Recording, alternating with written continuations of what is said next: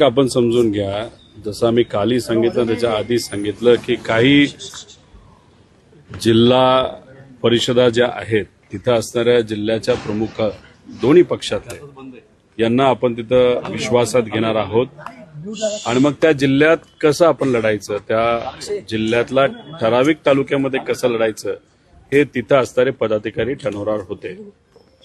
जेव्हा असं ठरलं गेलं तेव्हा आज काही जिल्ह्यातले प्रमुख इथं आले होते, अजितदादांच्या पक्षाचे सुद्धा होते आणि जिथं कुठं काही कार्यकर्ते जे इच्छुक होते एकत्रित लढायला आमच्या पक्षातले सुद्धा इथं आले होते.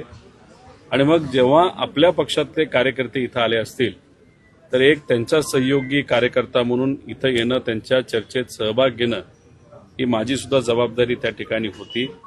त्यामुळे काही ठराविक तालुक्यामध्ये कार्यकर्ते म्हणतात एकत्रित लढायचं आणि मग त्या तालुक्याची बैठक इथं असल्यामुळे त्या तालुक्यांच्या कार्यकर्त्यांबरोबर मी सुद्धा त्या बैठकीत होतो.